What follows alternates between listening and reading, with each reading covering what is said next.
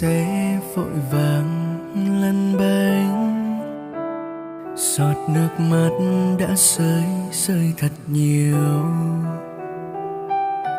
bao yêu thương ngày ấy anh nguyện chôn giấu khắc sâu trái tim này. 2 năm sẽ qua nhanh lắm thôi,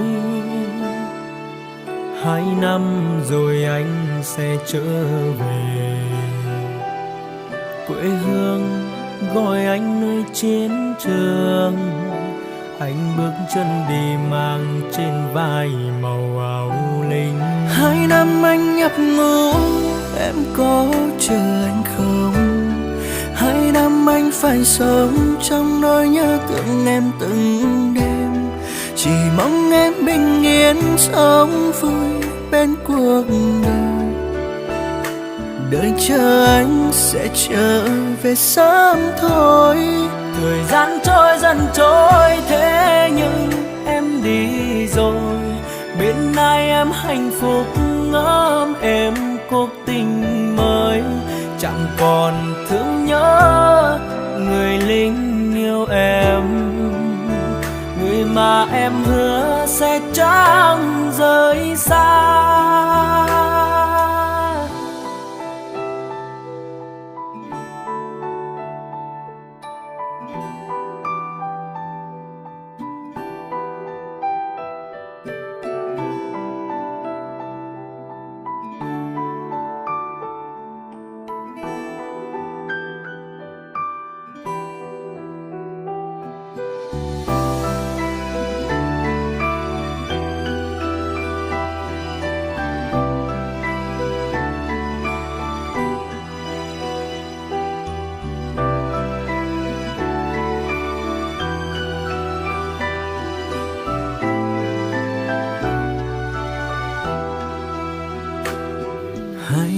Sẽ qua nhanh lắm thôi,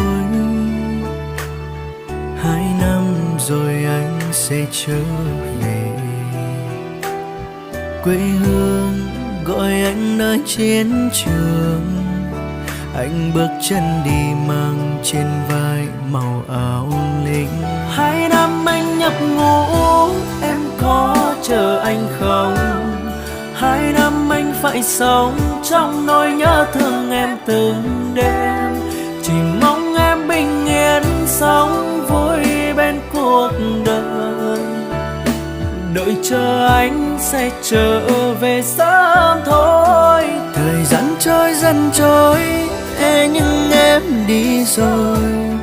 Bên ai em hạnh phúc ngắm em cuộc tình mới. Chẳng còn thương nhớ người lính yêu em, người mà em hứa sẽ chẳng rời xa.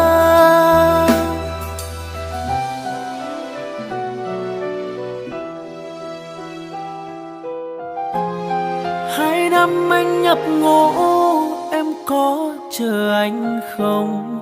2 năm anh phải sống trong nỗi nhớ thương em từng đêm. Chỉ mong em bình yên sống vui bên cuộc đời. Đợi chờ anh sẽ trở về sớm thôi. Thời gian trôi dần trôi, thế nhưng em đi rồi. Bên ai em hạnh phúc ngắm em cuộc tình mới.